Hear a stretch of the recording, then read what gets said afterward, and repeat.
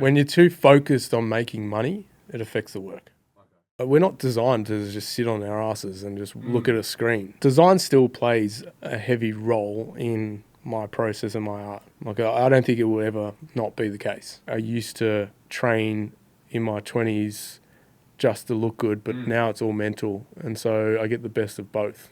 I never intended to just like paint celebrities and present work to celebrities. It was always started off as portraiture, and I guess, again, the clients naturally pushed me down that direction and that path too. Actually getting the opportunity to present that work to someone that I've painted, like a celebrity or a high-profile person that I've painted, is such a cool feeling. It's amazing being in the same room.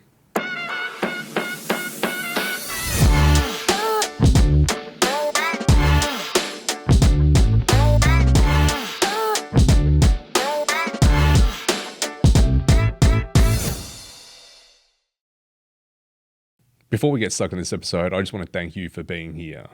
I started this platform to spark conversations that inspire, creatively, professionally, personally, and everything in between.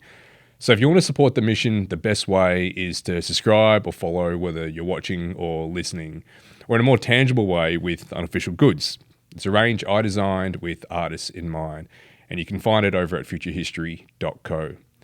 This will help other creative minds discover us and ensures that you won't miss any of the incredible guests we got lined up. Because when this passion is shared, it grows exponentially. So thank you. And now let's get into it. You operate best when there's some kind of structure, when there's planning. And I feel like I'm operating the same way, man. But when you're working for yourself, and like my wife, she runs her own business as well, it's hard to have that push and pull of like sometimes you have to give up a bit of your time for the other because you're always on, right? And if you have the other person that's always on as well, then that's when you kind of just need to have like firm-ish kind of structure. Otherwise, you're just going to take it all. You know? A firm routine. I mean, like, yeah, for me, it's the gym every morning. It's like I need it mentally. Yeah, and then when you kick off work? Whenever I want. Like there's no really set time. It depends on what I've got on at the time. I'm either halfway through a piece, and after the gym, I'll have something to eat, take the dog for a walk, and then get into the studio and start painting straight away. Do you find it hard to get that into gear? Because like it's you know what I mean? Because like if you have, let's say 5 o'clock wake up or 6 o'clock wake up, and that's fine. You can just be strict with that. You just got to force yourself into it. And then I'm going to get to the gym at this time, sweet, and force myself into it. And then when you get to the studio, it's like, all right, now paint. It's like, oh. Yeah. That was one of the difficult things about doing both design and art at the same time too. Okay. I found it difficult from going to an office and then going into the studio. Going into an office, then studio. Sitting down, standing up. Sitting down, standing up. And I began to hate sitting down whilst working at a computer. Right. So which way was the harder one, to go back to design or to get into art, the flow of art? Back into art. Yeah. Because I think once you're in that computer chair and you begin maybe 2 days into design or the design process, you're comfortable in this chair. And it's hard to get back in the studio and get up. You become so lazy so quick. I suppose like it depends on the form of art, like the type of work and what it calls for. Because when you're out and you're doing a mural, that's physical work as well, man. Yeah. So I guess that's got to help in a way when you've got to be on your feet or at least just not be sitting. Dude, sometimes a 20-meter wall, for example, you're doing an average 20,000 steps a day just up and down this pace of wall. Yeah, I can imagine that actually. You get a few steps in, it's good. I love it. See, I don't paint walls, so I can't even imagine. Like, wouldn't it be just like particular areas? Or how much of a wall are you gonna get through in a day? Not with my mind. Like, I like to start there. Oh, you kind of just jump around. Almost self-diagnosed ADHD. I think. Like, I think my mind just goes all over the shop. And it depends on what sort of cans and colours and paint I have at the time. If I can start somewhere else and like complete sections at a time with the paint that I have on me at that point in time, then I'll just skip around the whole wall. Yeah, I guess that's also got to be a part of it, right? Like you have to be a bit strategic when you're painting a wall. You got to be mindful of all the challenges. Like I guess like you're dealing with a lot of stuff that's out of your control. Yeah. And then when you're dealing with paints and a limited color palette, you have to know when things are going to be laid down. Yeah, and especially when like upscaling something that large, I'll focus on all the detailed stuff first, and then there's just block color at the end. So you kind of have no choice other than to focus on certain You do areas. details first. Yeah. Oh. Well, with more of the recent work that I've been working on, it's less of the layering is involved. Yeah. It's just more like detailed work and building on block color afterwards. Oh, okay. Yeah. Okay. That's interesting. But my canvas still has the elements of, working in layers. Yeah. And it always starts on screen and then we transfer that over to the canvas. Like your particular style, your canvas works. It leans into that, right? Like you're allowed to, I guess, just be a little bit more carefree with what goes down when. And sometimes it's got to you like it's necessary to kind of just move between like the collaging and the detail and the collaging. So you kind of have to play that. It's a beautiful process, and I'm really enjoying, from mixing up collage, paint, abstract, realism, combining it all. Yeah, and like once you move into that space, there's no real rules to it either. No. So you just got the freedom to do whatever, and like it kind of, like I was saying, it leans into that process. So the outcome is just going to be a bit looser and a lot less rigid. Yeah. I'm trying to do that, man. I'm trying to like figure out like how to add that play or that carefree nature, and I get like. I suppose it's fear, a bit fearful about just laying things down and having to deal with the consequence of it not being exactly as I want, and not. I just can't. I can't lean into just like whatever happens happens. Yeah. Okay. Yeah, I find that to be really intimidating. I think one thing that's helped me is just to know that it is paint and you can paint over it. Yeah, I know. Yeah, and like other artists have said that. It's like, it's fine, dude. Like, it's fine. Just whatever. Yeah. Whatever. But then it's like... Yeah, I've had moments exactly the same where, you overthink it and you might lay down a little bit too much paint here and it's just ruined, but it's not ruined. Like, you just fix it. Like, it's just paint over it. Yeah. And, that was the thing about like with design and paint or art is that I was leaning into design heavily because I was able to be really meticulous with it. So you could just fucking adjust things like a pixel here, right? A little bit here, just tweak that line just a little bit more. And you don't like it, you can, undo it, turn it back. You can experiment with different colors, like, just in instance like this, change the hex. Yeah. You can adjust the colors ever so slightly. Yep. You don't have that freedom with paint. Like, That's I think true. there's more of a commitment. Yeah. A commitment that you're having to make, and I think that's a thing that like It's a bit more labour involved. definitely more labor, definitely more labor, but also just like, and that's kind of what I was saying about like when you're painting something. What's great about what you do is that your style, it relies on all right. Of course, there's elements where you're really meticulous and there's a lot of detail, but there's also other parts of it. It's just like, it is what it is. Like if you're going to be just laying down, if you're just going to get the spray paint and just add in a mark, however it lands is how it's going to land. Yeah, that's true. It's a reason why I get the canvas into the studio first before presenting the mock-up to the client. So I get all the elements that I want up on the canvas first, and it's almost like an abstract process, whether it be collage, paint, it's all thrown at the canvas first, and then I mock up whatever portrait I intend to paint over the top. Okay. So then you get the first layer of like just the whatever happens. Yeah. Exactly. I mean, it's just more organic and free that way, and it's a more accurate mock-up that I can provide to the client. Yeah. Okay. So initially, the process of just I guess like let's just if you delineate, there's going to be elements in your work that is going to be like carefree, and whatever comes of it is part of it, and then to contrast that, there's that really highly detailed part, and they are far removed and done at separate times. Exactly. Yes. Oh, exactly. shit. Okay. Yeah. I mean, it hasn't always been the case. Yeah. And I've tried to like first design that on screen, like all the mess on screen, but it's never organic enough. And it's like, you know, a PNG that you found online, and it's like a dripping paint mark, and it's just crap. Yeah. And it's not as accurate enough. So I like it to be as accurate as possible. Maybe that's where the design part's coming in your work, Absolutely, right? Like, so you're able to, because there's obviously like considered composition in your work as well, and that'll be where the design part comes in. Absolutely. Yeah. Design still plays a heavy role in my process and my art. Like, I don't think it will ever not be the case. You probably can't, man. No. Probably. No. I guess like your art is going to be, it is an evolution of your design. And it's just like That's true. loosening the reins and Yeah. just like being a bit more freer with it all. Yeah.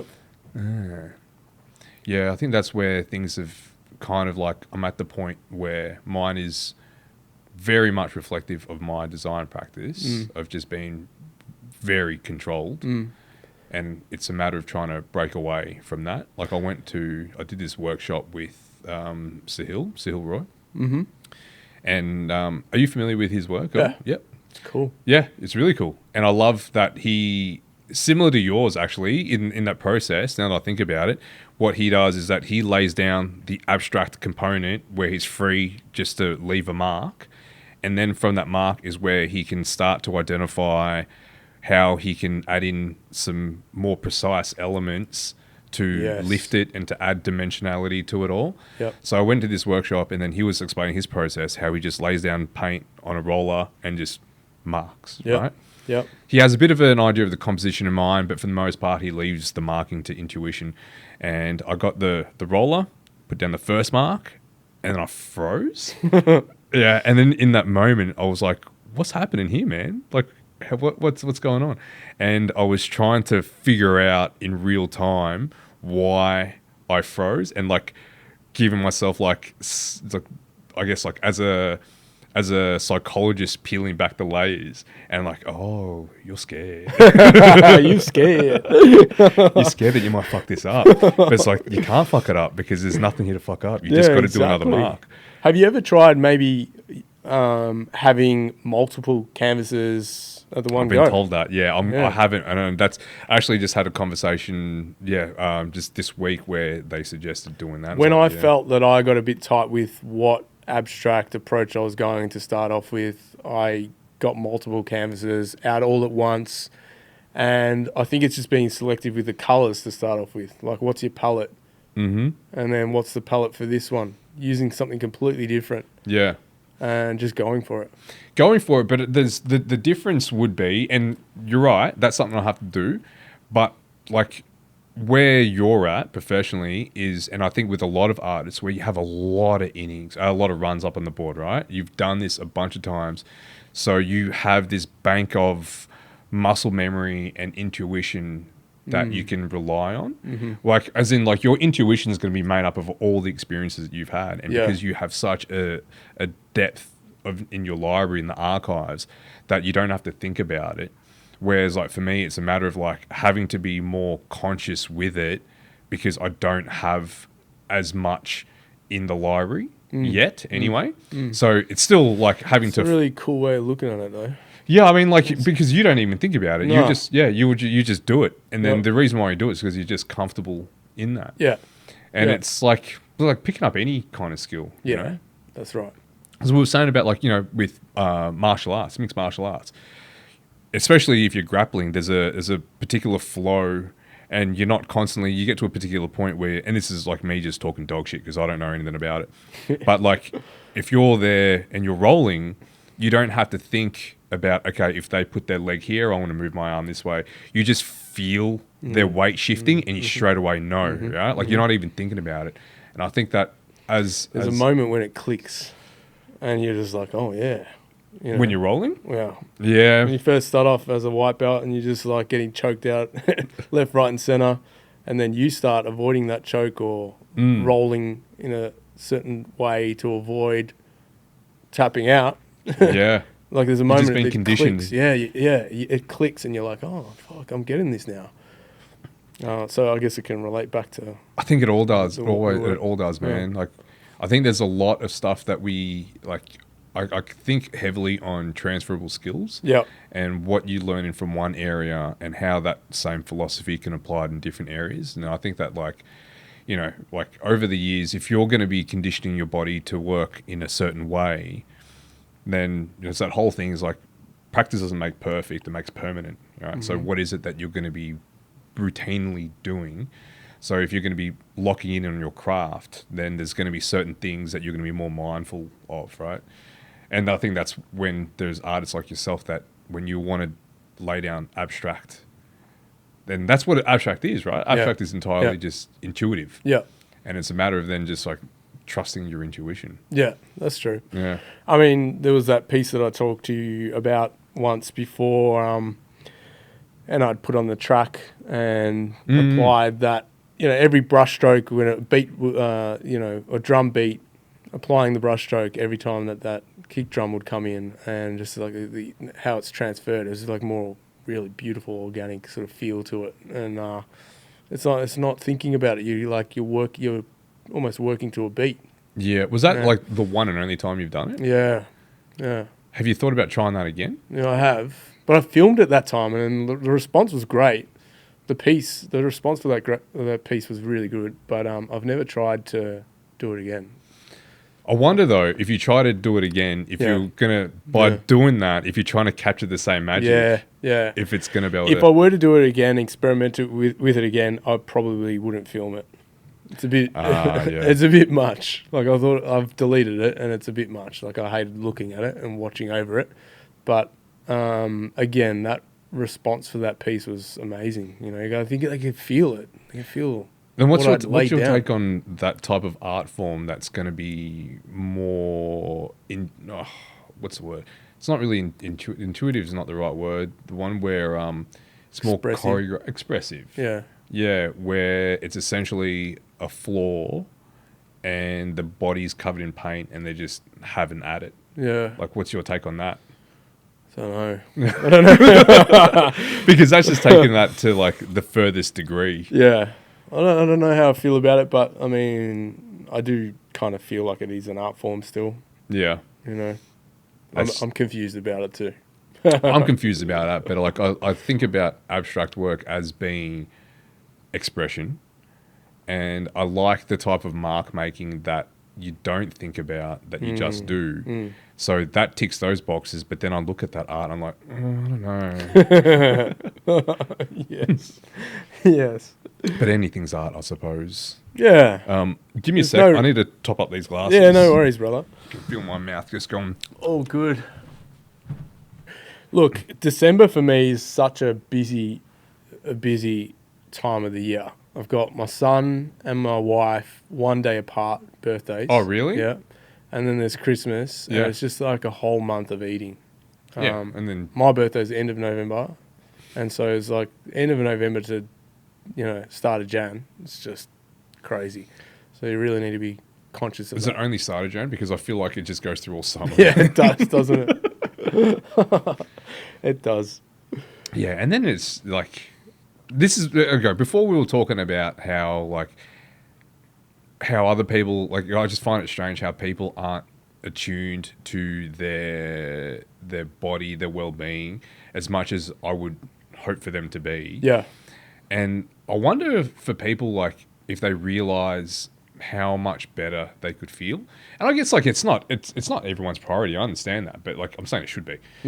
And, you know, they would feel better having taken care of themselves. And for me, it's just more like, I don't know if I could just let myself go anymore. I think it would just be too fucking hard work. Yeah.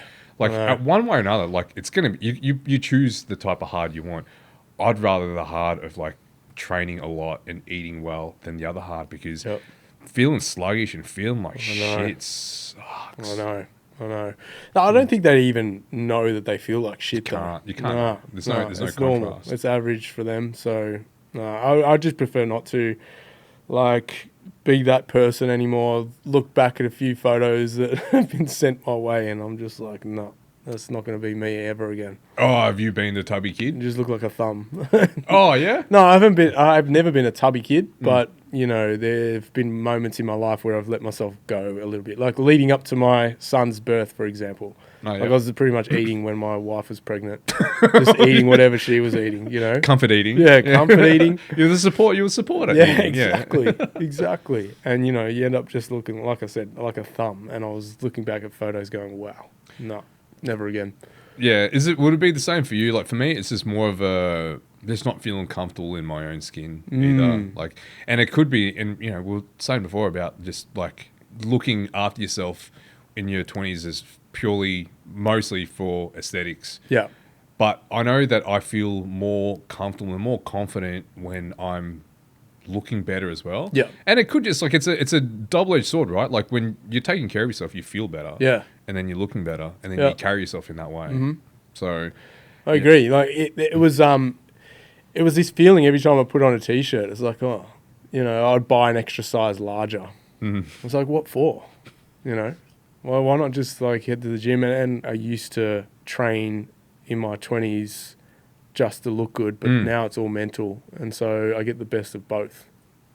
especially if you're going to be like, if you're working for yourself and you're trying to set up the day, I think there's a lot to be said for not just the routine, but starting off the routine with something where you're moving your body. Yeah. Right. And once you have that, and then, you know, you have the oxygen's flowing, and you just, I guess, like just starting to think the productivity in the right way. Because like when you're working out, when you're training, you don't have to apply much mental acuity other than just get it done. Yes. Right. Just like lock in and get it done. And then once you've taken care of that, it just enables you just to be, and just to really hone in on that creativity. Yeah. And again, I think we spoke about earlier, was just finding it hard going from design to art. And so we're not designed to just sit on our asses and just look at a screen. So like I love that I have lent more into the art practice, and I'm able to move my body a little bit more and use my arms, use my legs, stand up for the majority of the day. I feel so much better for it. Man, and when you mentioned that it was harder for you to get into or back into the creative flow, I found it to be a bit easier, but it's only because the design that like I have chosen to do as of late has been very low intensity, right? Like I've got this one particular client who hits me up every once in a while, and all they need is for me to put together pitch decks. Right. So they give across all the Word doc with just basically the pages already laid out. Yep. They give the style guide and the color palette, and they give all the design assets. So they're an incredibly reliable client that already knows everything that they need to supply to me. I don't have to chase them up for anything. Yep. They're saying that, okay, this is the brief. We actually need a quick turnaround. Like, no shit. How good. Yeah. And it's like, here's all the assets. And then I can pump it out without any correspondence. Yep. And it's all just layout work, right? So it's all like shit you don't really have to think. You're just kind of like dropping things in. And in that process, what I like about that is that it's using that part of my brain that doesn't really need for me to expend much creativity. So then when I want to get back into doing something creative, that tank is still, it's at max.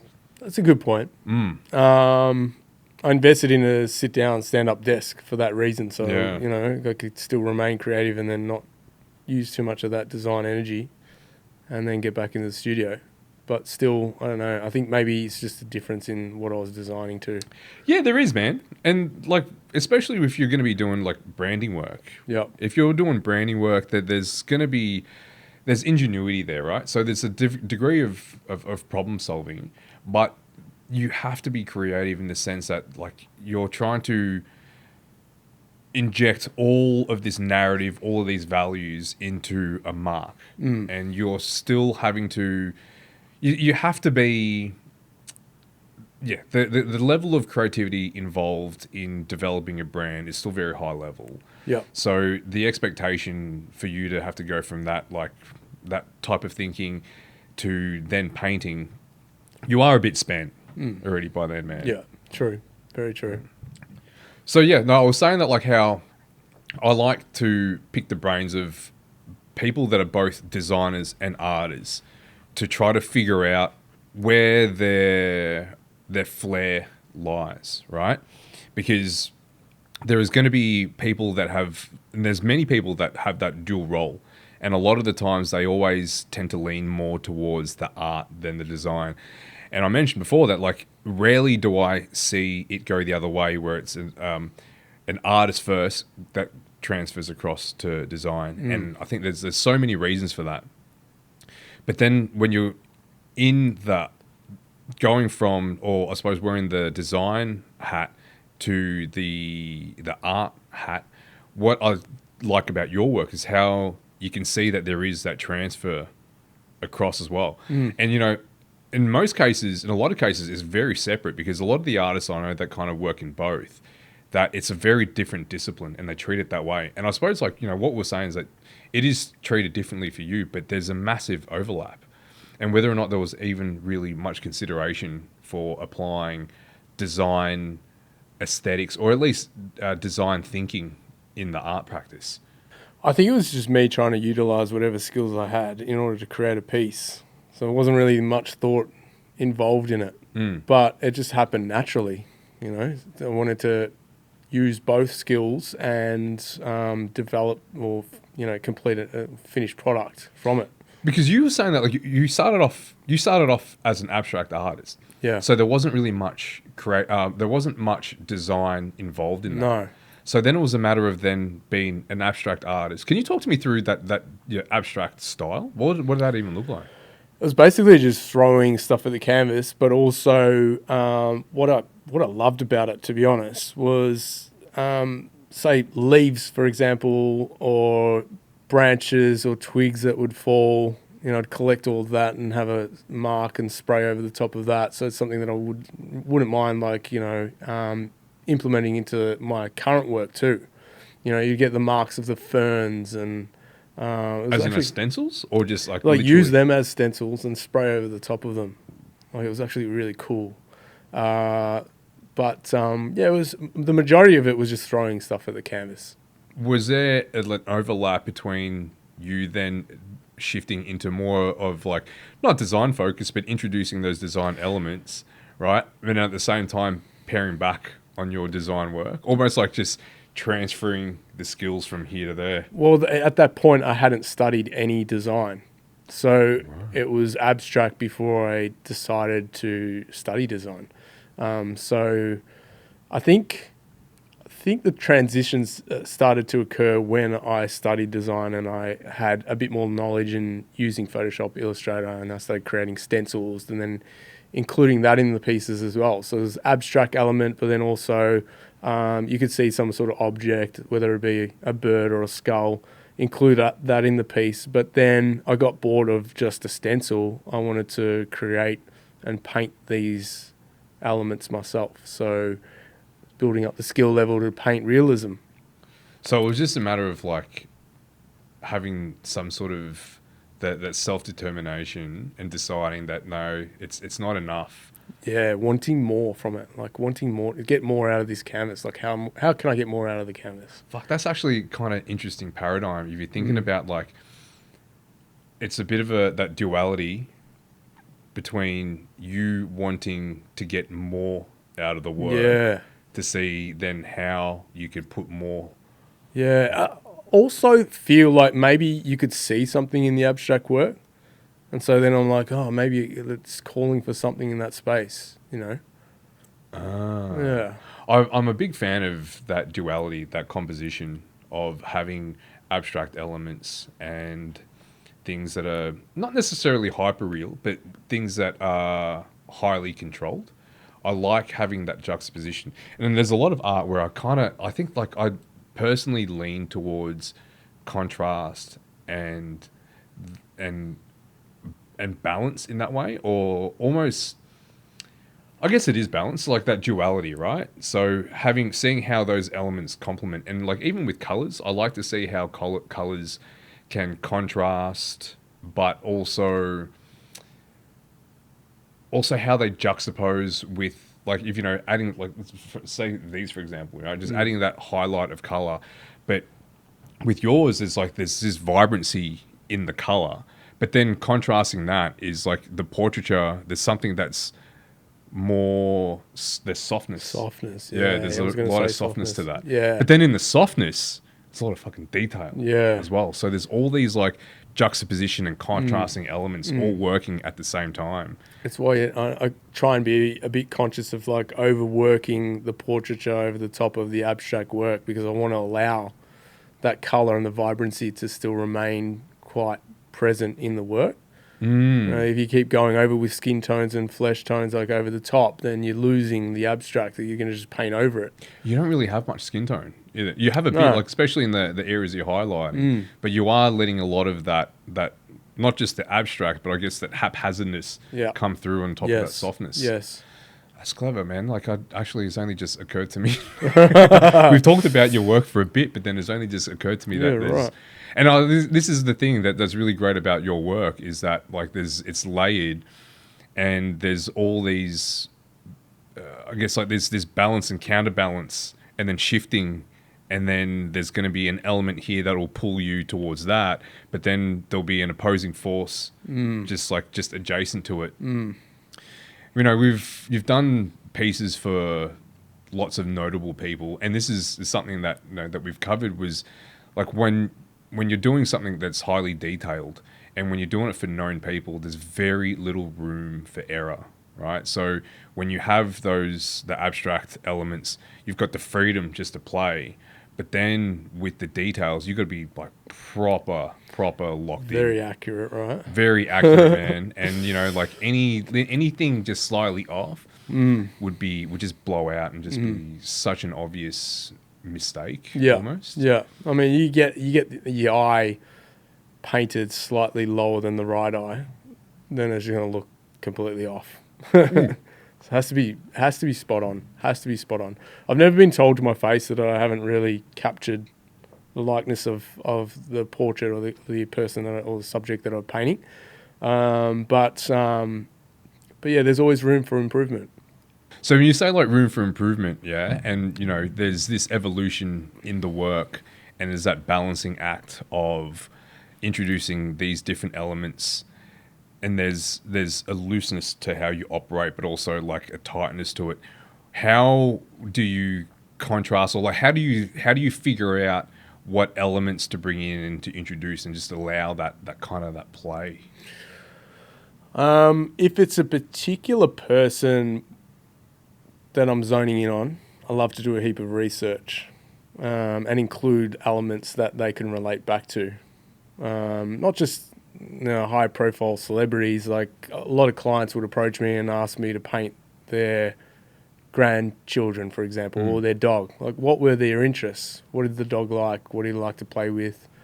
What did the grandchildren like to play with? What are their interests? And I like to include those little, I think you referred to it once as an Easter egg hunt, in Easter eggs in the actual piece for them to discover. Yeah. But even just with like different mediums, where is there a limit to how you would want to explore and just introduce things, add things in to pair them back and not use them at all? I mean, I've started using a lot of torn paper as opposed to a lot of graffiti, spray paint, and house paint in the background. So I guess I'm pulling back in certain areas, and the work is constantly evolving. But I think because it starts off as an abstract sort of form first, then there's no right or wrong. Have you seen Chico Leon? I think so. So he was actually at that Synergism exhibition. So he did a collaboration with Sahil.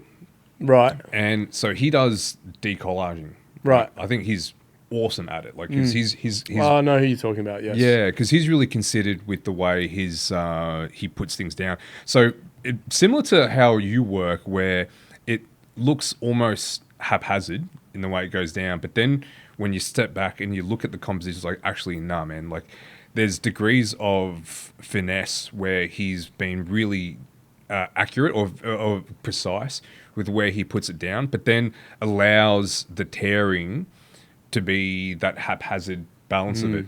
So there's intention there. There's intention, but also part of the intention is just to let things unfold as they unfold. Yeah, true. And that's also like probably why I love his work as well, like similar to yours, where there is that contrast. Yeah. But I think like with your work introducing that, there is that element and, you know, of like putting things down and then pulling it back. Yeah.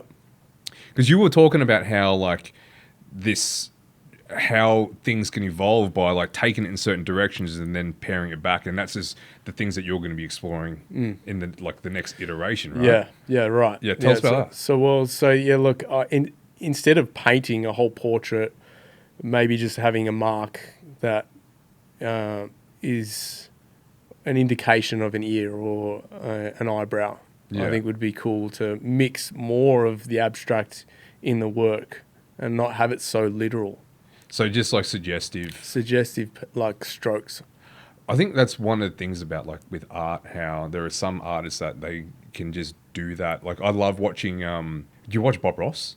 Yeah. Yeah? Yeah. And how it's just mark making and then all of a sudden it looks just incredible and unbelievable. There's that element of just like, to make a mountain is just, he just gets that palette knife and just, right? Like there you go. I know. There makes it look so easy, hey? Man, I think that's also another thing, like with artists, that, especially with some graffiti artists that are so familiar with the can. Actually, not even especially. It's like any kind of artist, right? Yeah. The masters of the craft. Yep. Where they're so handy with the tools that you look at it and you're like, that's effortless, right? Like I could do that. But you don't realize that then that's years and years of practice just to make it effortless. So it's like we were saying about like leaning or just putting in the effort to be able to have that bank of intuition. Yeah.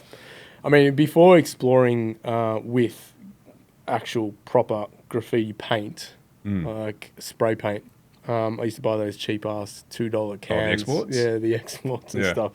And so, you know, you'd explore with those, experiment with those, and think you know how to handle the pressure or, you know, the nozzles. But then there's like a whole nother world. Yeah. You know, so the pressure is different, the caps are different.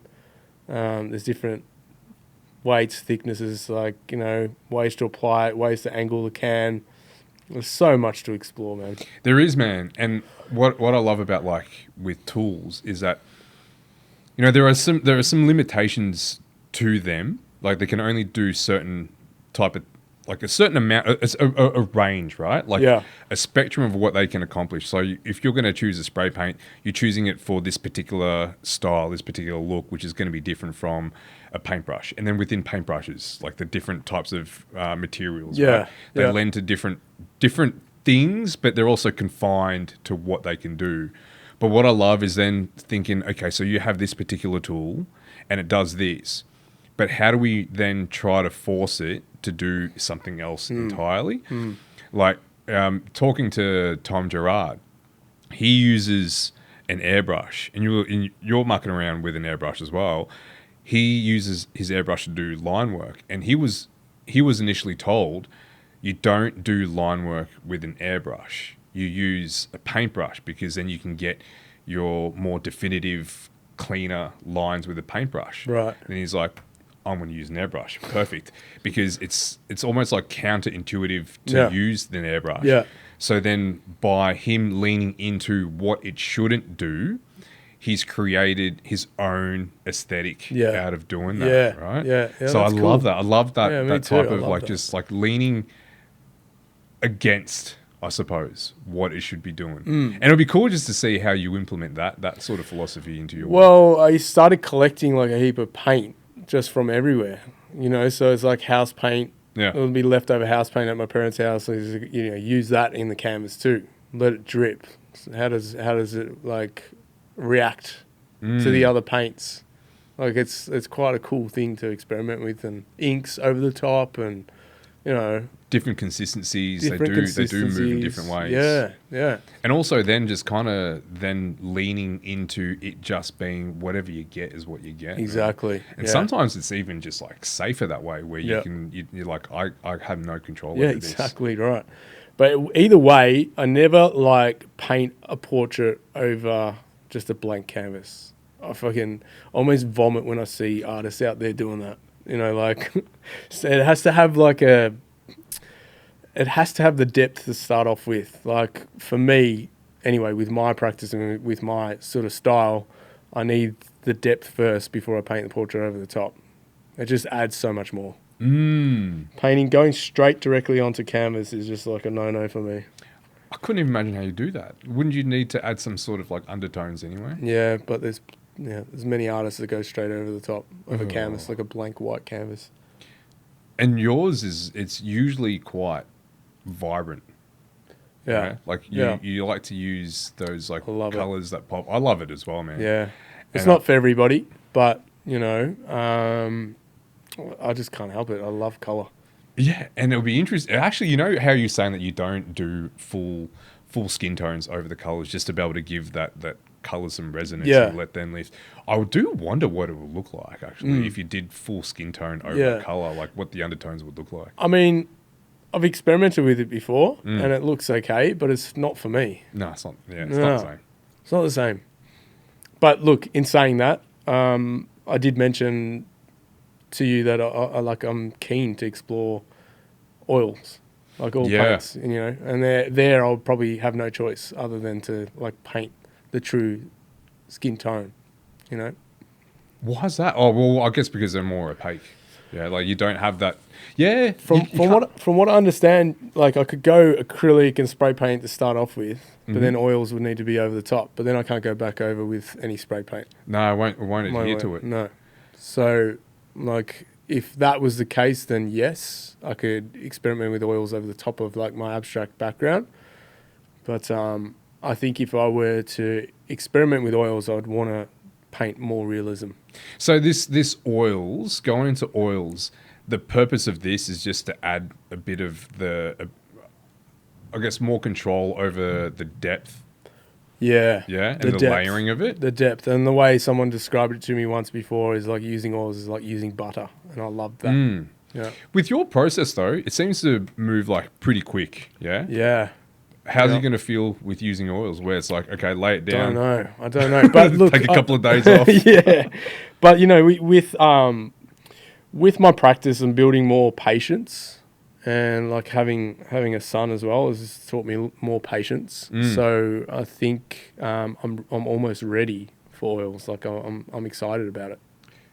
And is it going to be just adapted in the same way that is it going to be introduced into your workflow as is now, or are you going to be looking at trying to figure out a new way? Sure, that's a good question. I might at the start keep it separate, but then like I've always been keen to see how the oils would transfer over to my current work, like because I do use oil sticks over the last layers.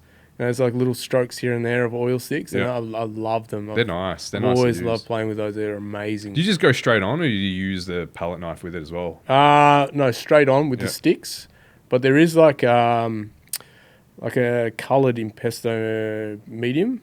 And I grab the palette knife and work it in. Impasto medium, yeah. Actually, we were looking before at that aluminium composite boards. Yeah, that will work really well with the oils. I think just with your work in general. Yeah. Yeah, I think it'll. I mean, like it really just depends on what you're trying to. What you're trying to achieve, because I think yours, that being textural, works really well. Yeah. Yeah, and that's something that oils would lean into. Absolutely. Yeah. This is an interesting piece. That one. Yes, that's Jack of the Dust. Have you heard of Jack of the Dust? No.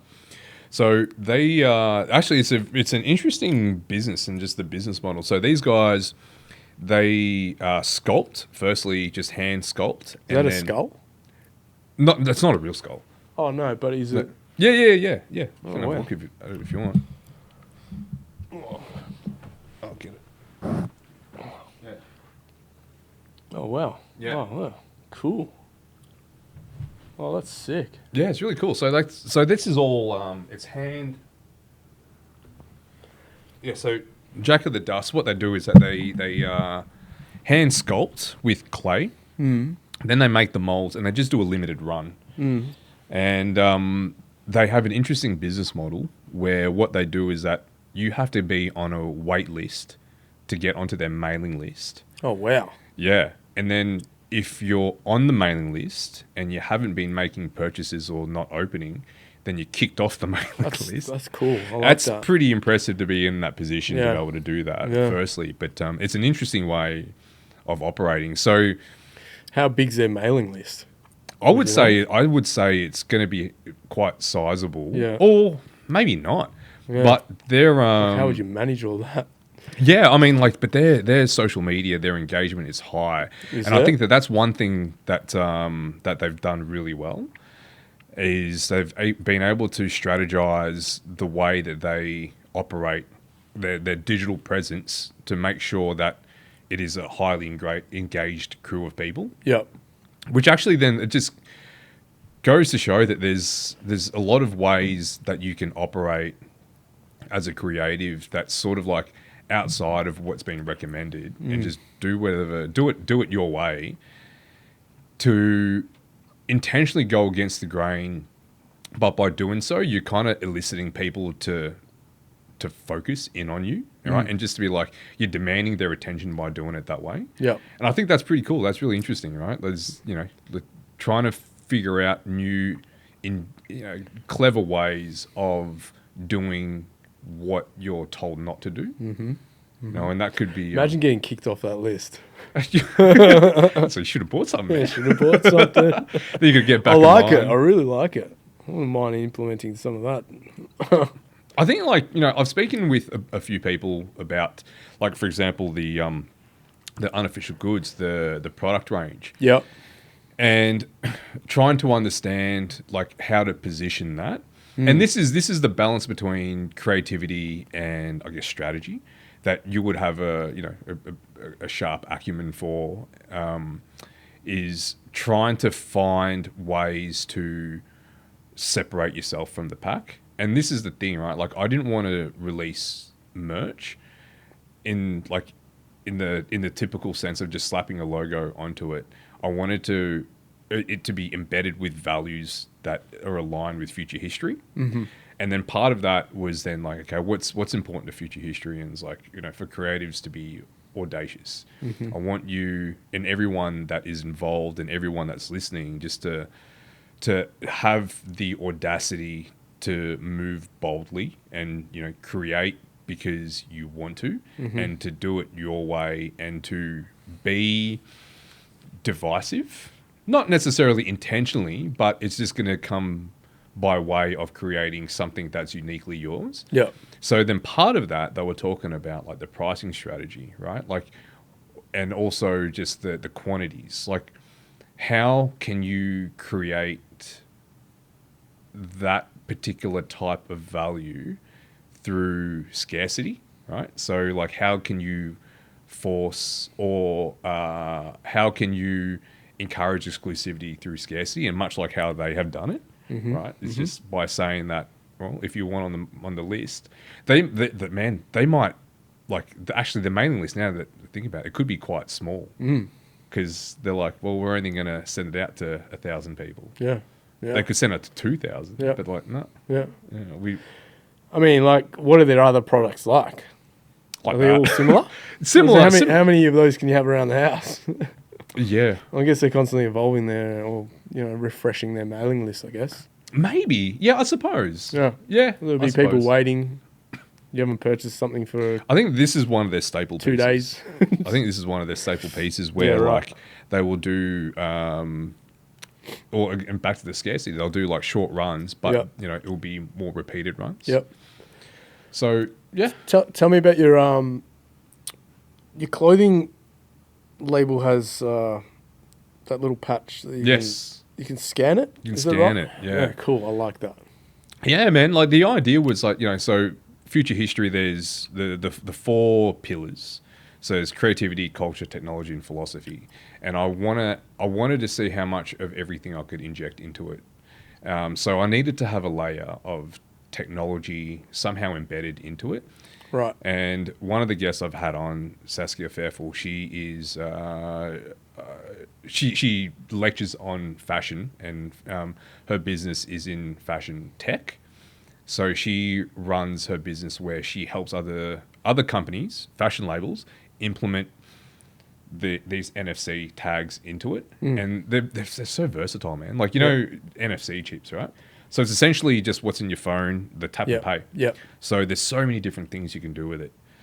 And what I wanted to do was to add an extension of the garment, and then seeing if there's a way of adding a digital layer, just to give it more life out of the physical into the digital. Yeah, love it. So yeah, there's like a secret page. So when people get the t-shirts or the hoodies, they scan it, and then they'll be taken to a secret page that can only be accessed by that. And then there'll just be additional content they can. That's so cool. Yeah, I love that. I once hand painted a QR code, and no one steal this idea because it's still mine. But I hand painted a QR code in a board that I'd painted. And that QR code took you to my page that showed you the process of that board being made. Oh, that's cool. Yeah. Similar sort of thing. And I hand painted it, and then like filmed that part, and then, you know, set up the whole link, and yeah, man. That could be something that's like a permanent feature. Yeah, I want it to be, but like hand painting these fucking QR codes. Jesus Christ, man, no way. Like, is it something you think that'll be around for a while? QR codes? Oh, the QR codes. People still use them? Are they over them? I don't know. I so think, that's you know what? That's a good point. I think that they will be hanging around longer than what we think. Longer than what we think, only because of COVID. I feel as though we just got so accustomed to it very quickly. Yeah. That it's just become just pretty much a staple. Yeah. But they're such an eyesore. But I saw there was a Prada ad that implemented it really well into their design. So they had like the Prada logo, and it was like a lot of ornate filigree around it. And then part of the ornate filigree was the QR code. It's really hard. Like, that's not doing it justice. But they were able to embed it into the artwork, where it seems seamless, but also you recognize as QR code, because how could you miss it? Yeah, I got to see this now. Yeah, Might it was give really me a few ideas. As opposed to just plonking a QR code on a portrait's face, you know, on the cheek, for example. Yeah, I think Apple tried to create their own type of not a QR code, but what it was if you can imagine like an audio wave ring. Yep.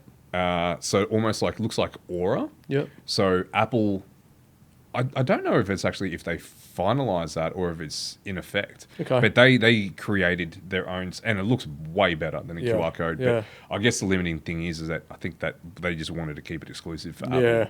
Yep. But I think that, like, man, it would be really cool to see other artists and creatives implement like different layers and of tech into their work. Yeah, I agree. Are you familiar much with augmented reality with AR? No. I'll send you some references later to this artist. Man, his name Bon Trulove. Yep. He's a graffiti artist, but his graffiti work is it's quite geometric, and what his style has allowed him to do is that he can add his digital layer where he puts a camera, a phone, up to his artwork, and then all the geometric pieces start to kind of shift and evolve and move. Yeah. And even thinking, man, like your work could play into that really well. Yeah. Like that could be something that you consider. Send it to me. I'd love to see. Yeah, I think that's something that'll be really good for a lot of artists, especially visual artists, just to experiment with how they could elevate their work a little bit more. Yeah, yeah.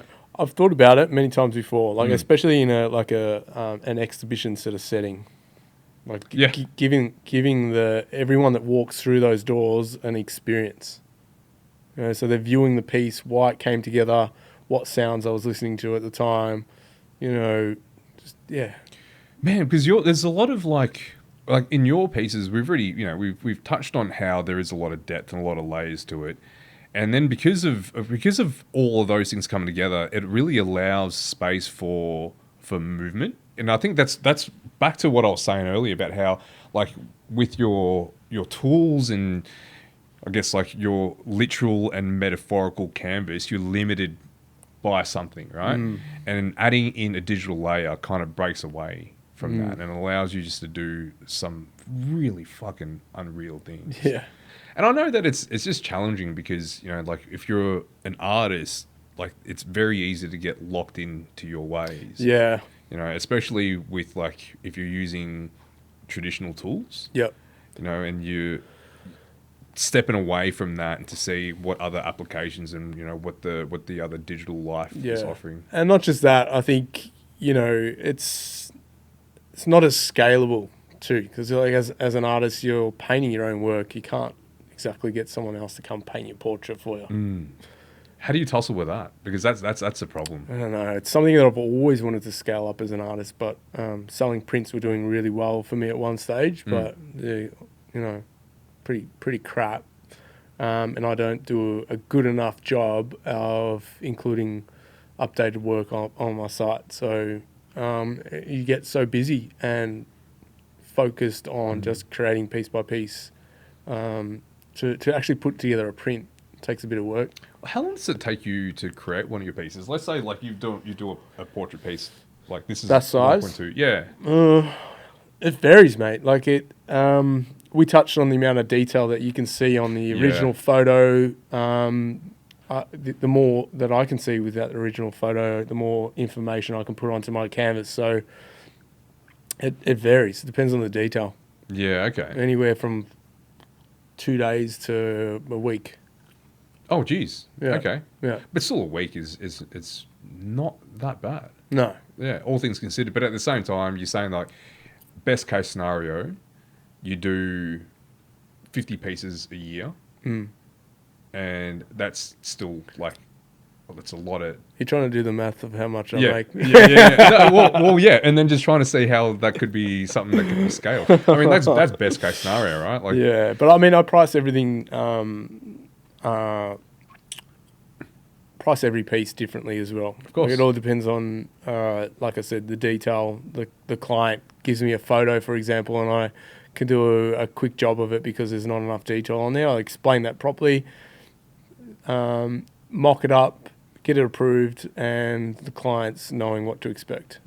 Pricing is a tough one. It's a tough one, and like it's such a strange thing to touch on because I think the general consensus is it depends, and that's it. Yeah. Like on so many factors. It does, yeah. But yeah, I've had conversations with other artists, but also with GT Sewell. He was you know GT. Yeah. And a big part of the conversation, he was talking about how artists need to diversify. And I think like there was a lot of, I don't know if you checked that one out, but there was a lot of value in that. Yeah. You know, how like... Saw a bit of it. Yeah. Yeah, how it's not like focus on you as the artist and how can you then leave your fingerprints in different areas. Because like prints and merch. Yeah. And then if you want to be strategic about it, how you can develop a bit of a funnel, right? Yeah. Because he has this philosophy, and it makes perfect sense, is that, you know, if you are a visual artist, I guess in any artist, but we'll just say visual artist because that's what we're familiar with, that if you have a canvas and you're going to price it a certain amount, it makes sense that you're targeting this group of people, but by targeting them, you're also excluding everyone else. And if you have a particular price point that's excluding the younger people, then you're cutting them out from that funnel, that runway. Yeah. I think this is something that you learn when you actually have a physical store, right?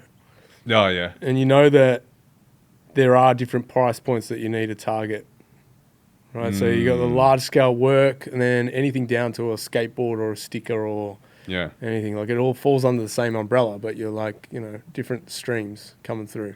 Yeah, and I'd like to see how there's more of an interplay between like the strategic thinking and creatives as well. Like I've had it's a big sticking point because I know that like you always speak with artists and like, oh, I hate thinking about the business side of things. Like, yeah, but it's an essential part. And not only is it just a lot of artists are like that though. You know, still have like a Gmail and a Hotmail account.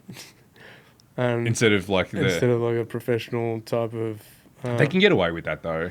Of course, but I just like, I think you're either one or the other. You're either thinking about your art practice as a business, or you're just an artist that just wants to remain an artist. You don't want to think about the numbers. You don't want to have anything to do with business. You just want to paint. Yeah. You take care of everything yourself? Yeah. Yeah? Yeah. So you know it from every angle? Yeah. Yeah. Unfortunately. How do you treat it? Like, does it feel like... Well, I think because I started off with Paink starting off as like a design business. Actually, where Paink started was I was still employed full time, and I wanted an outlet or a page where I could sell my artwork on the side. So Paink was created, and it was just basically a page, just had all my artwork on there. But then after wanting to venture out on my own and start my design business, Paink was already registered, the ABN and everything was already there. Okay. So then I just took, easy transition. I took on the name. And then from there, the clients started naturally pushing me down the path of art. You know, painting my first mural with a design client of mine, which was a hospitality industry and hospitality business, and painted my first mural. And then, I've then claimed the name back as an artist. Then by virtue of having worked for yourself for that longest while, you're kind of forced into the position of... Exactly. It's like, how do we increase on the numbers, and each month needs to be better. Each year needs to be better. So I think having an insight in the business side first helped me transfer over to being like an artist that understands a little bit about business. Man, this is what we were saying about like transferable skills. I think there's a lot of overlap between like when you're trying to create art, I don't think there's any reason why you shouldn't like adopt a mindset of that strategy part of it. And I understand that like it's taken you away from your art, but then it's also like facilitating it. So it should be something that you should be more willing to invest time and energy into. I agree. Because it's like, instead of viewing them as separate obligations, or viewing one as an obligation and then viewing one as just like what it is that you're trying to do, just consolidate all of it as to one practice. That's true. I mean, it gets a bit tricky again, being a solo artist and having your eyes on everything. I think I've pulled back a little bit over the last year and a bit, more on the business side, and I just want to paint. And I know currently things are good, so I don't really have to focus too much on the business side and the numbers. But there'll be times where I'll have to dive deep again into that. So have you found that does it affect your work when you are too invested? It's a good question. Yeah, it does. Okay. When you're too focused on making money, it affects the work. You're painting for the viewer. You're not painting because you love it. You're not painting because you're passionate about it. You're painting because you want to make money and you want to feed the family. And then you start leaning into what others want and not what I want. So that does loop back to the whole like, when things are suffering and when things are getting harder, that's when you double down. Yeah, true. Yeah, and you should be leaning more into the work. Absolutely. Yeah. But sometimes it's not as easy as that. No, there is this desperation of trying to get out of that moment. What got you into that moment? You're like, I need to move from this. This is, me just focusing on the art is what got me into this situation. So I need to pivot, when it's actually probably just a whole bunch of external factors that were out of your control to begin with. And it's just a matter of then writing that out. Absolutely. From a business point of view, there are these things, when you're talking about pricing at different points to be able to bring in, like a broader spectrum of clientele. There's also like, they're called loss leaders, right? So essentially like giving things away. And I'm trying to think of how an artist could. I know that there's a lot of artists that give knowledge and wisdom, right? Like Danielle Weber would be one that like she shares a lot of her insights and the lessons that she's learnt along the way. And what that does is that it just stamps her as an authority in that space. Yeah. And I would love to see more artists lean into that. I agree. Right? You know, Yeah. just to be able to be an authority in what it is that they're trying to do. I think it's nice to give back and pass on information too. I know you've had Rush on your show also. He's another one that just loves passing you worked with on. him? Yeah. He's a good dude. He's definitely one of those guys. Yeah. And it's something that I've thought about with myself also. I'd love to like one day run some workshops and, you know, pass a little bit of that knowledge on. I think there's everything. Everyone has something to share. Absolutely. Whether it's the process or the journey, I think people would be interested in it. Even if it's nothing new, it's enough just to know that someone has gone through something similar. Yeah, that's right. And you know, like doing this podcast, what I've found is like there's a lot of people that I speak with that I admire.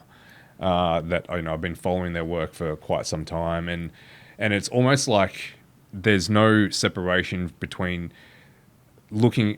Let's say, for example, even with you, right? Like I've only known you as someone on the other side of this screen. Yeah. Much like how I would look at any other celebrity, right? Yeah. They are just a person on the other side.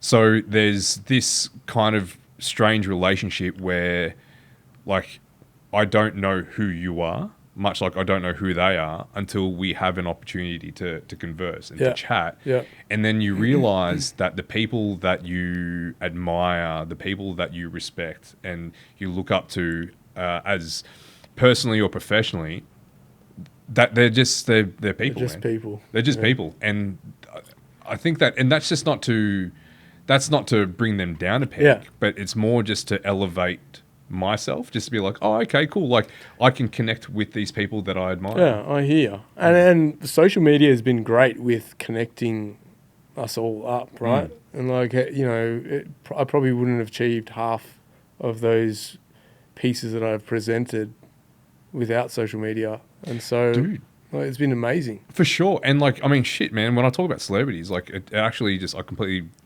just got lost in that's a big part of what you do. Yeah. Is that like a big part of your practice is to work with celebrities. Yeah. What's it like for you when you are working with and then when you're encountering these people, these notable people? Well, firstly, I never intended to just like paint celebrities and present work to celebrities. Like it was always started off as portraiture, and I guess again the clients naturally pushed me down that direction and that path too. You know, people would approach me and say, "Can you paint Eminem for me? Can you paint, I don't know, 50 Cent? Can you paint, I don't know, whoever?" So it naturally happened, and I just started like enjoying the response and the feedback from these celebrities, all these pieces that other people could relate to as well. They're either a fan of Snoop Dogg or a fan of 50 Cent or a fan of the subject that I'm painting. So there's a better response to it. But actually getting the opportunity to present that work to someone that I've painted, like a celebrity or a high-profile person that I've painted, is such a cool feeling. It's amazing being in the same room. Is there anything that you've taken away from those experiences? I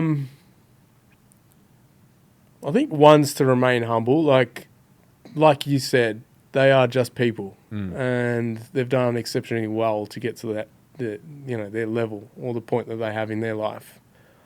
But some of those that I've painted have been quite nice and humble. And it's been amazing. It's something that I've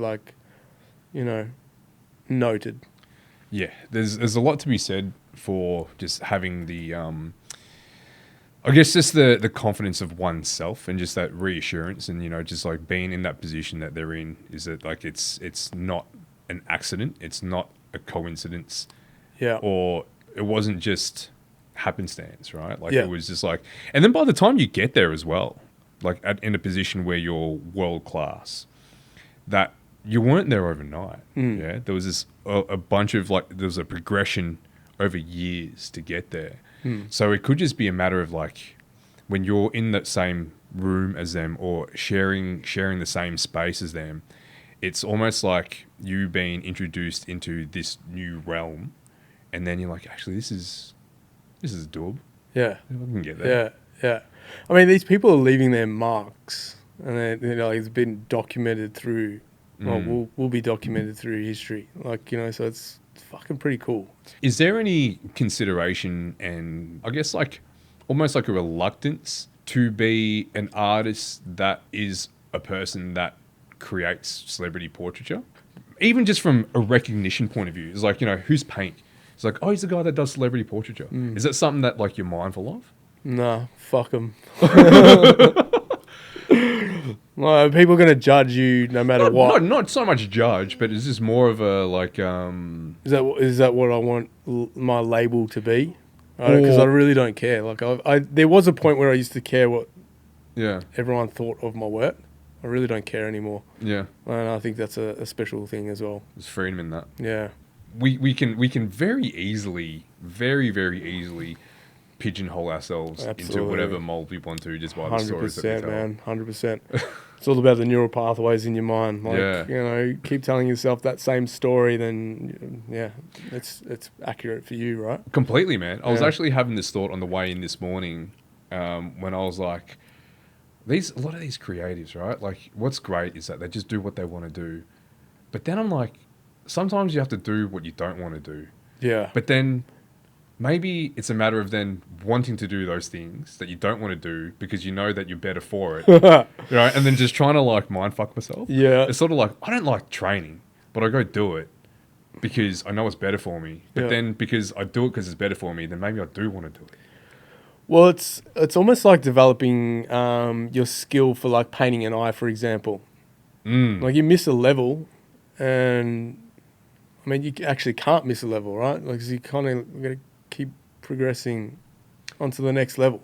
Well, it depends what level you start off. Yeah, true. Like some people are just like geniuses or prodigies that they are able to, and like about how with portraiture or drawing anything, it's just about trying to see it objectively, right? Like just draw the shapes and the tones and the colors as you see it, not what you think. And maybe some people are more attuned with that. They're not jaded by, I guess, just a lot of the preconceptions of what something should look like. That they're able just to draw what they see. And I explain that to people as well. Like when I'm doing any of my pieces, like especially the stippling ones, like it's just basically just relationships. This area is darker than this one, so I just put more dots there. Like fucking simple, man. And but some people can't get their head around it, and they're like, oh, I could never. So you still have like really good control of the pressure and stuff, right? When you're spraying. Oh, the spray gun. Spray gun gives you an enormous amount of control. Enormous, and that's why I love it so much, man. Like you've got control of the fan, so like how spread or how tight you want the spray. You have the amount of paint, so there's a dial. Oh wow! That releases high volume or low volume amount of paint. Yep. And then you have control over how much air is coming out. So there's a whole balancing act between the amount of air. So I guess it's just the PSI. Yep. The pressure of the air coming through, the amount of paint that's flowing through. It gives you so much control. So much control. So beautiful. Yeah, and that's why I love it. I love it so much. And you're going to love it when you start experimenting with airbrushes as well. I already have experimented with the airbrush, and I don't know if I like it as much. What is it that's not working for you? I guess I haven't gotten my head around having to change the tones or the colours over. Oh yeah, that's tedious. That's I find it a drainer, and I'm sure there's ways around that. No, it's not. Not having like multiple. Oh, you can have multiple guns. Yeah, that'll be the way around it. Yeah. But I just thought, fucking, just buy a spray can, man. You know what I mean? It doesn't offer the same control though. It doesn't, no. But like you learn, you're just going to have to learn more control. And I think I have. You'd have to learn way more control with my finger and the whatever caps I'm using at the time. Yeah. So yeah, it gave me way more flexibility with spray cans. But I did love the spray, what do you call it? Airbrush. Mm-hmm. I did love it. But again, like it's another skill that you need to really spend a bit of time on pressure and how close you are to the canvas. And I feel as though the learning curve is it's far easier trying to get your head around that because it's just far more forgiving. Yeah, it So is. so like I'm just there, like I can quickly just adjust the dials Yep. as I need it to. Yep. And then because you can really like lay down the paint real thin, real fine. And if you want to get it heavier, you just add more. Yep. Right? And Yep. then like you can just add more and more and more and more. Yep. But you can't take away, which is fine because like you're adding thinner layers. So you're able to get something that's like a lot softer. Yeah. And I think there's just like pros and cons, man, because one of the things I found with the spray gun is that I went into it because I found it to be like it helped me achieve the look I wanted to far easier. Yep. So where I would spend hours on acrylics, I could spend minutes with this. 100%. And it almost felt like a cheat code. But then it was like there's two schools of thought. Some people said that, okay, if you feel like you're cheating with it, trust that you're not. What you've done is that you've just taken the years to get to this point where it's now easy. Right? It's like, okay, cool. I still feel like it's cheating. So then what I'm trying to do, and this is what I was saying to you, is that maybe like if you have a particular tool that does this, then try to find an innovative way of doing something else with it, right? Something that very few are doing because it's not built for that, right? So like my weapon of choice is a spray gun, and it's automotive. So I had to go to all these automotive shops and ask them about the like how all this works. Yep. And they're talking to me about like how they would spray cars. Like I'm not spraying cars, so I don't need to know all these lessons. Yeah. And I showed them examples of what I want to do. Is like, can I do this type of painting, right? With this sort of like all these different types of blends. And they're like, well, I guess it could do it. Like, sweet, that's all I need to know. Yeah. Yep. All right, now let's just get it, and then we'll just muck around until we get it looking that way. I don't think it's cheating at all, man. It's just you laying down your marks with specific tools, you know. Like, and I've got a mate of mine who carves out skateboards. Carves out skateboards. Carves like his designs onto the skateboards and then Oh, cool. masks it out and then rolls over certain colours. Oh, yeah. To, you know, highlight the areas. Mm. And I keep saying to him, why don't you just invest in a Dremel and you can like, instead of doing it by hand. Yeah. And then another tattoo artist mate of mine is like, no, that's cheating. That's cheap. Don't tell him to do that. Yeah. Like, get him to carve it out by hand. But, you know, if it's going to improve his work and also add another dimension, another element, maybe even speed up his work where he can sell more boards at the, you know, Yeah. 1 month, then why not? That's the value in it could be that though. Yeah. Like I've got these, you know, like saying those stippling pieces where it's just dot dot dot dot dot dot dot for hours and hours and hours, true. and they have like it's essentially like a tattoo gun that does the dots, and I'm like, well, okay, so it's shortcutted my time for sure, but isn't the whole point of it to spend the time to sit there, and isn't that That's point the like beauty of it. that's the beauty of it, Yeah. right? Like I'm not doing this to finish it, I'm doing this to do it. True. So that could be, that's the thing, right? Like Yeah. I'm always just trying to, I don't know. I think you nailed it there. Like, that's the value in that piece. By doing it by hand, investing the time, you know, everything's done by hand. Yeah. And this is where AI is never going to take over I don't think so, man. the art, especially. Yeah, definitely not the art that fully requires things to be handmade. Like I think that, you know, like makers, for example, like I've had a few people and their whole thing is just like to make things. And I don't think that AI would be able to replace that because is that we have this connection with things that are made, right? Like I had Byron Keogh, he's the director at Backwards Gallery, and he was telling me, not on the episode, but like just when we caught up, about how he held this samurai sword and it had like so much history and story behind it. And it was hundreds of years old. He picked it up and he felt it. He felt the weight, and he didn't mean like the literal weight, but there was something. The weight of the history and, like, you know, Yeah. what everyone that has come along and picked up that sword has added to that physical There's nothing else like it. It's so unique. Whereas like AI art is just an aggregate of a whole bunch of different art. Exactly. Where it just doesn't have, and like the whole point of it is also to be flawless. Yeah. Yeah. And That's right. art needs its flaws. Yeah. It needs to have that. Yeah. And without it, it's, I don't know, it is lifeless. It is soulless. can't remember which culture. I think it's the Native Americans. They intentionally like leave out parts of their designs or intentionally not finish their, clothing or the design or the pattern on their clothing because they believe that only completion is that of the higher creator, the higher force. So they intentionally leave like incomplete. That's an interesting philosophy. That's pretty cool. And I think that there's a lot to be said, man, about work and creating and it being, the focus being on process. It sounds very cliche, but like creating and like with what you do, it's about just staying in that moment of creating. And I know like for me that when I'm finished with a piece, there's this initial almost relief that it's finished, but then immediately comes after that. It's like this whole, it's like very like melancholy, right? Like I'm a little bit depressed that it's done, that it's over with. So then it's just a matter of starting another piece just to get back into that feeling, that zone, where there's something to be said about like the creative process is what we find to be the addictive part. Yes. And for whatever reason, we trick ourselves into thinking that we're doing this to complete it instead of doing it to do it. We try to chase a lot of quick wins.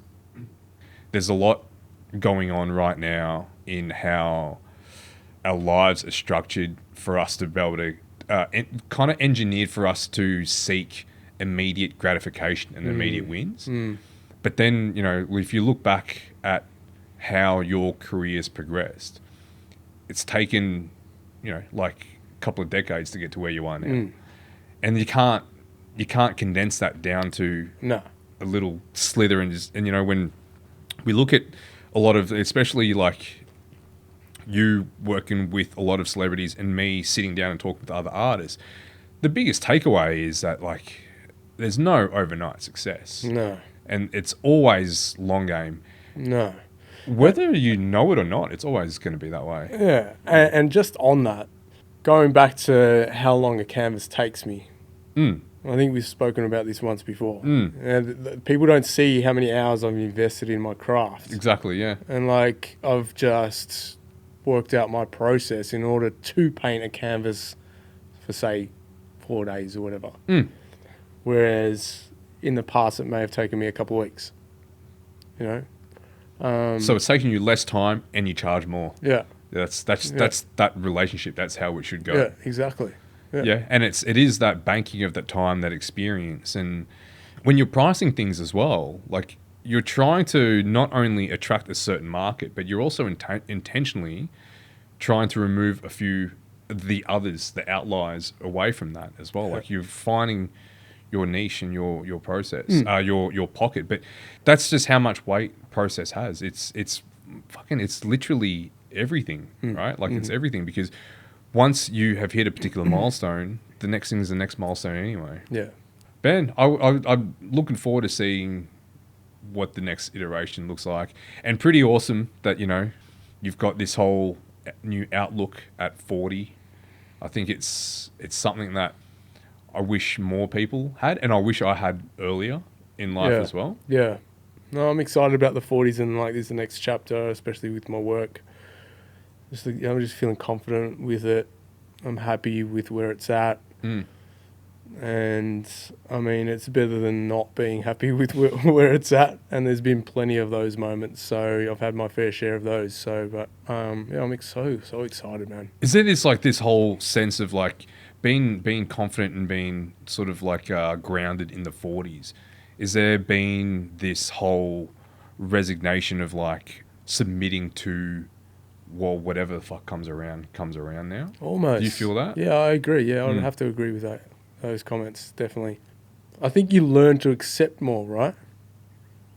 As you start to mature, accept things for what they are. And like, what's the point Accepting things, yeah. Yeah, what's the point of like dwelling on it or wasting the energy complaining about why it didn't work? Yeah, and it's very much like that whole, maybe sometimes even if you don't like it, it just has to be a part of it. Yeah. It has to be part of the story. True. Dude, man, I appreciate you coming on. I appreciate your patience. For those that are checking in on this, there was a technical error So we've been sitting here chatting for the last 4 hours longer to be able to recapture some magic. So this has been a very deep dive into the life of Paink.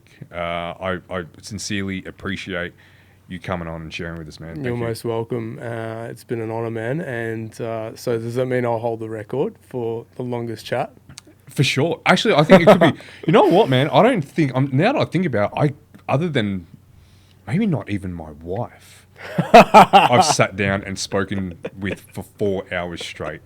This could be the longest single conversation I've ever had in my whole. We need more chats. We need more chats. Sit down, just talking.